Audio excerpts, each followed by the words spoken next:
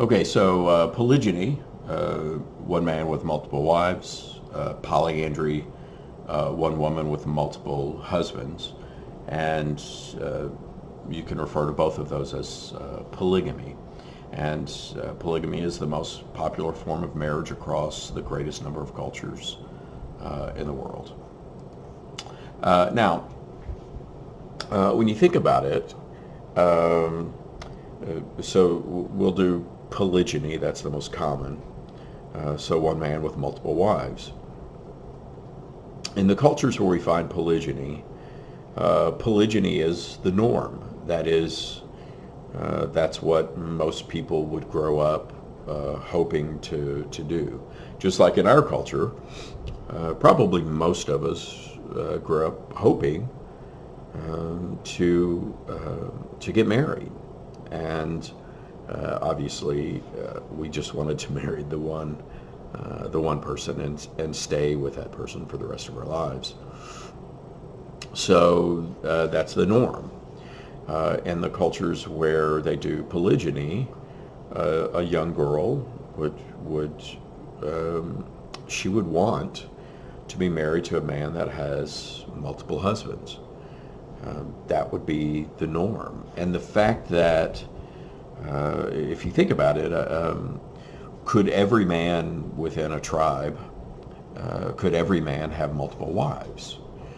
What does it take for a man to be able to have multiple wives with the associated children?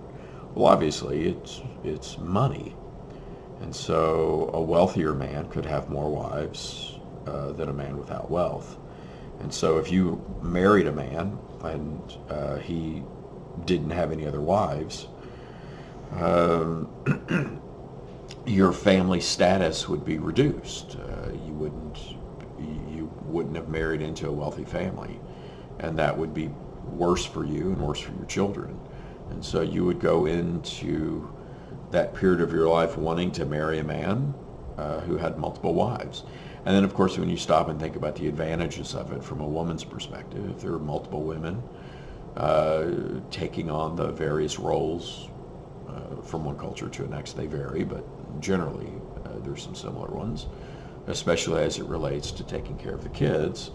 Now you have, you're not the only one taking care of the kids, and if another woman in the family is breastfeeding at the same time that you are, she could breastfeed your children as well if you were ill or something. And so there are certainly advantages in polygyny, and it wouldn't be what most of us would think it would be. We wouldn't walk in feeling kind of extreme jealousy and hatred of others because this is what we would have been raised to expect. Now, there's a great deal of variation in this as well. In some cultures, it's approached differently than others, but in general, if you're raised in a culture that favorably views polygyny, then it wouldn't be the same thing as you or I engaging in a polygynous relationship. And so, as always, it's important to keep in mind the cultural context.